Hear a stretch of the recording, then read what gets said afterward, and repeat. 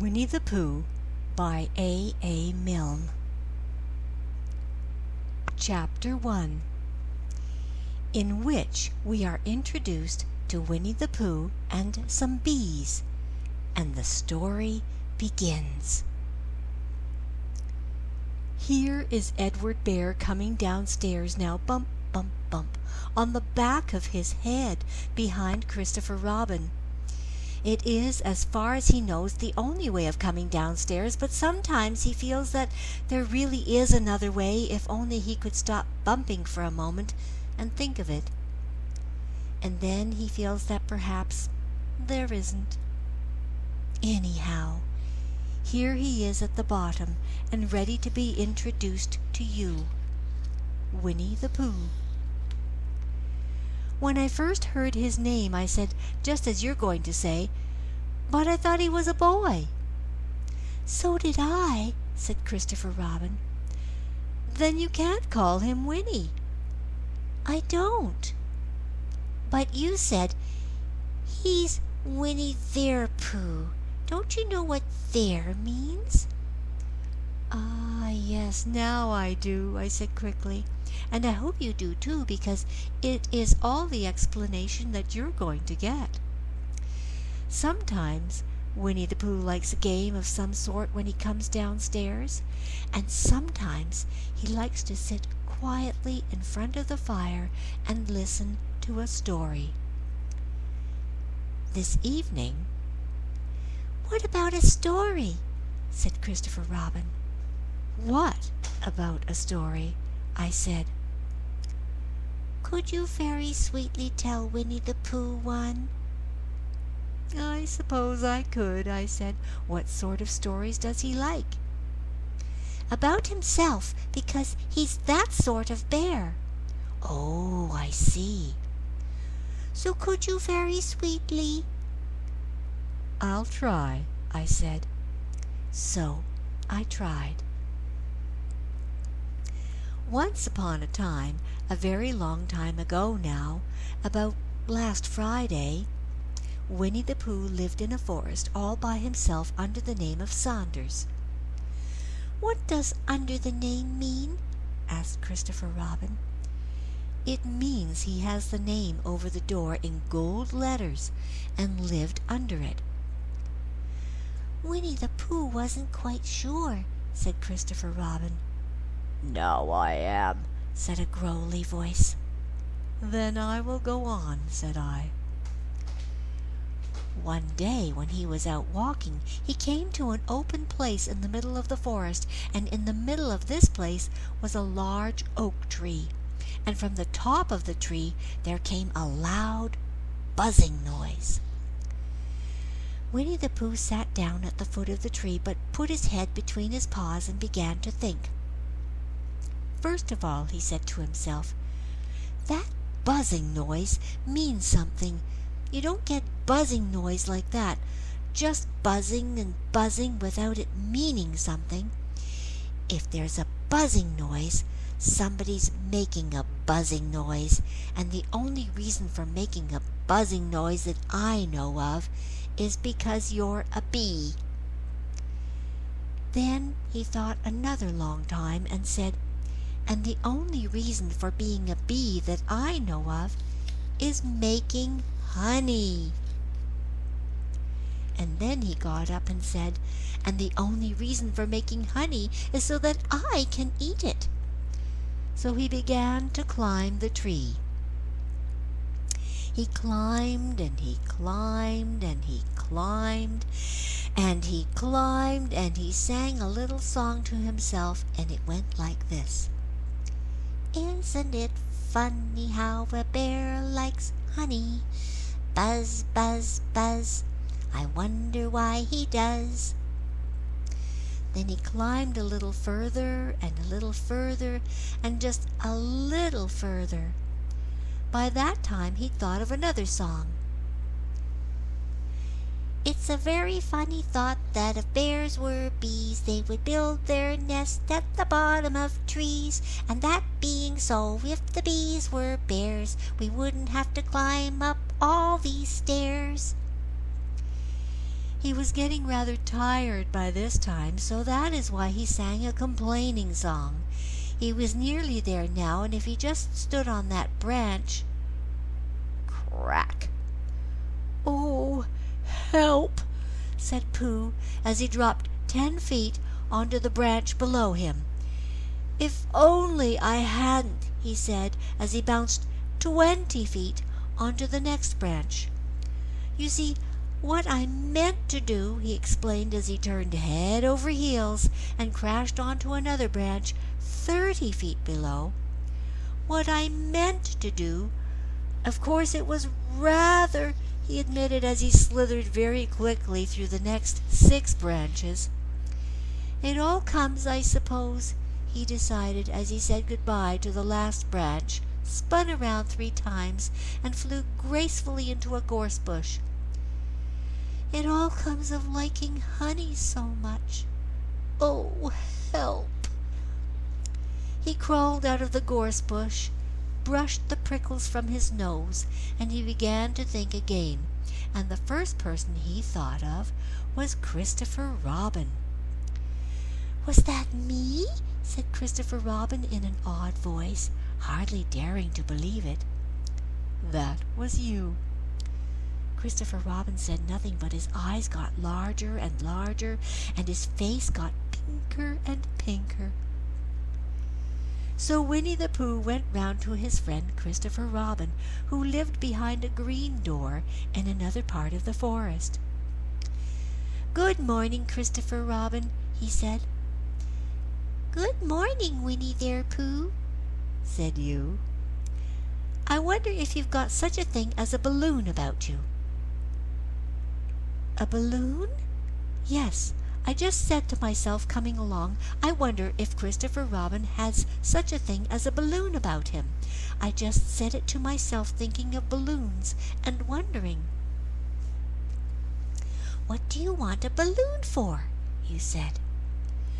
Winnie the Pooh looked around to see that nobody was listening, but put his paw to his mouth and said in a deep whisper, "Honey." "But you don't get honey with balloons." "I do," said Pooh.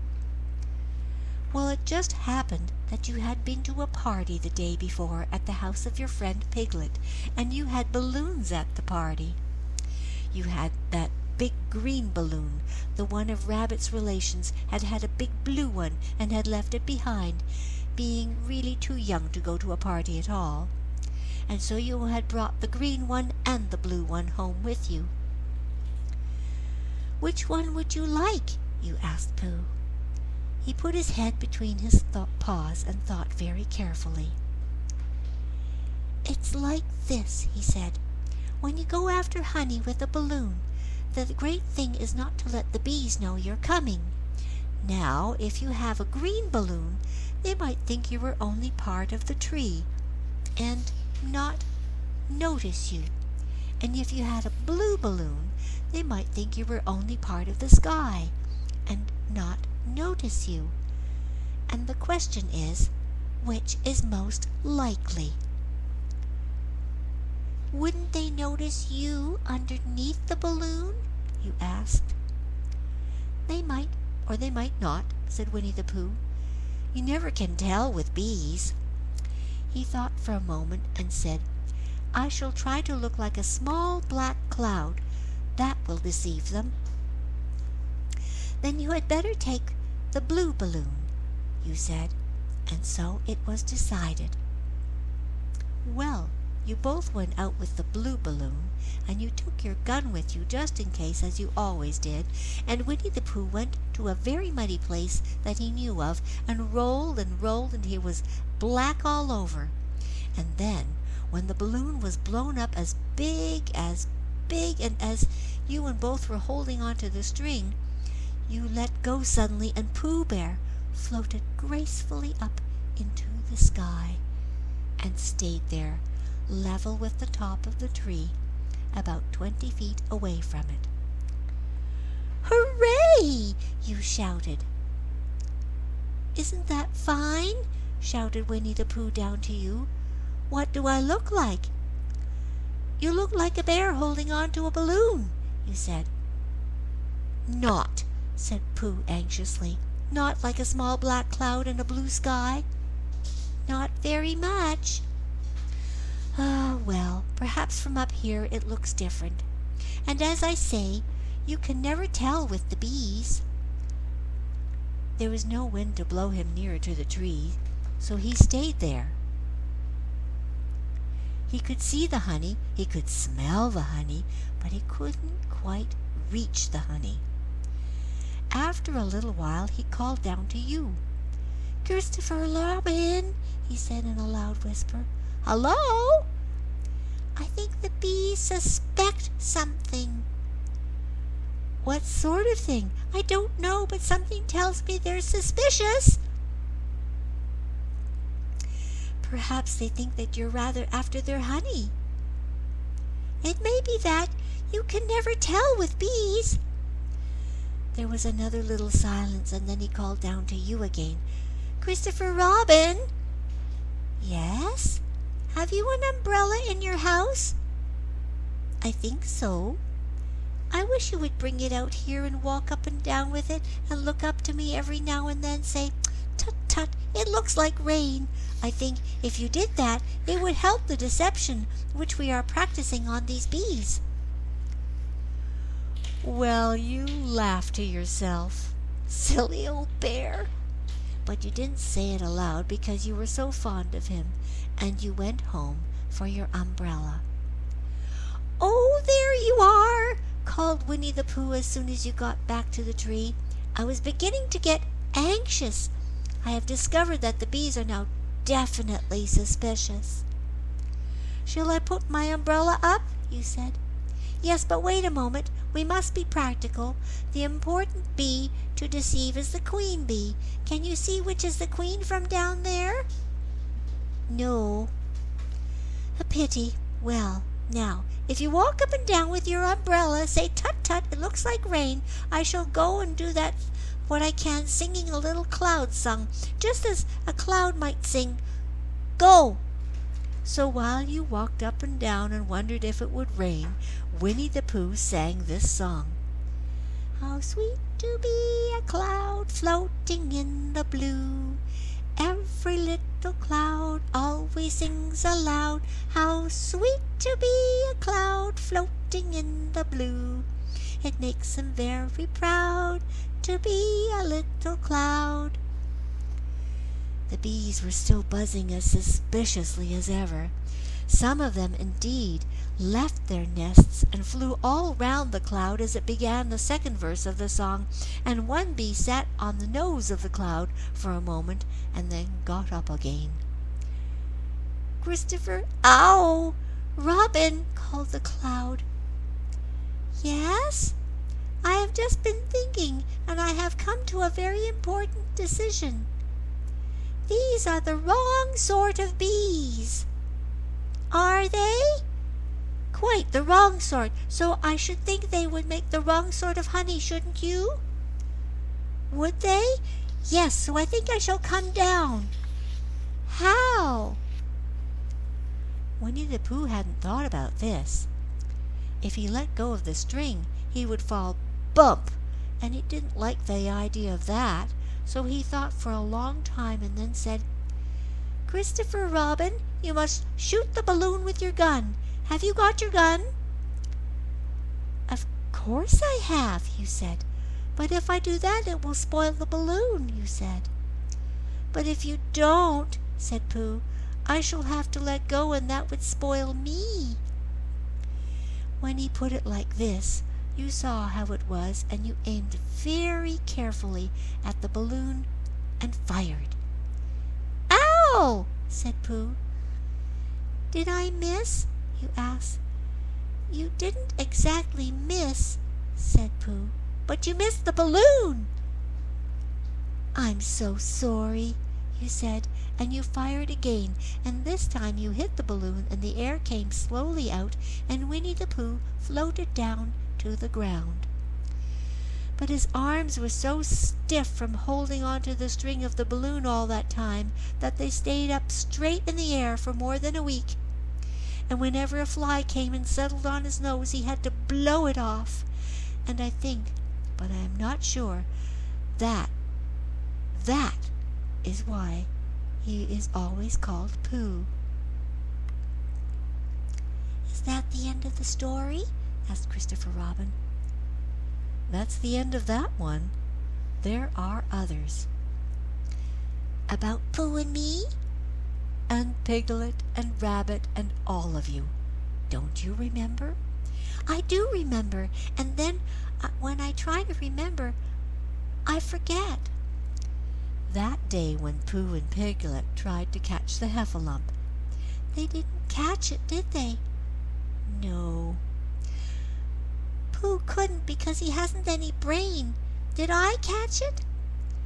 "Well, that comes into the story." Christopher Robin nodded.